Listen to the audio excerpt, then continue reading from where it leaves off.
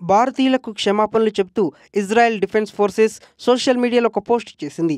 కశ్మీర్ను పాకిస్తాన్లో అంతర్భాగంగా సూచించే ఒక ప్రపంచ పటాన్ని పోస్ట్ చేసినందుకు ఇజ్రాయెల్ తాజాగా క్షమాపణలు కోరింది. వివరాలకు వెళ్తే ఇరాన్, ఇజ్రాయెల్ మధ్య ఉద్రిక్తతలు తారాస్థాయికి చేరాయి. ప్రతి దాడులతో పశ్చిమాసియాలో ఈ రెండు దేశాల మధ్య యుద్ధ మేఘాలు కమ్ముకున్నాయి. ఇదే సమయంలో ఇరాన్ కేవలం ఇజ్రాయెల్కే కాకుండా ఇతర దేశాలకు పెనుముప్పు అని ఆరోపిస్తూ ఇజ్రాయెల్ డిఫెన్స్ ఫోర్సెస్ ఒక పోస్ట్ చేసింది. ఇరాన్కు ఇజ్రాయెల్ అంతిమ లక్ష్యం కాదు, ఇరాన్ ప్రపంచ దేశాలకు పెనుముప్పే. ఇప్పుడు దాడులు చేయడం తప్ప ఇజ్రాయెల్కు మరో మార్గం లేదు అని ఇజ్రాయెల్ డిఫెన్స్ ఫోర్సెస్ ఎక్స్ వేదికగా ఒక పోస్టింగ్ చేసింది. ఈ మేరకు ఇరాన్ క్షిపణుల రేంజ్ను సూచించే ప్రపంచ పటాన్ని ఐడిఎఫ్ పోస్ట్ చేయడం వివాదంగా మారింది. కారణం, ఈ ప్రపంచ పటంలో జమ్మూ కశ్మీర్, లడఖ్లను పాకిస్తాన్లో భాగంగా చూపించింది. దీంతో భారతీయ నెటిజన్లు తీవ్ర ఆగ్రహం వ్యక్తం చేశారు. వెంటనే పోస్టును డిలీట్ చేయాలని డిమాండ్ చేశారు.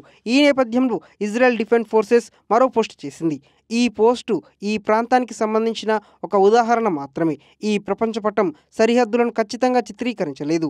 ఈ చిత్రం వల్ల ఎవరైనా బాధపడితే మేము క్షమాపణలు కోరుతున్నాము అని ఐడిఎఫ్ క్షమాపణలు కోరింది.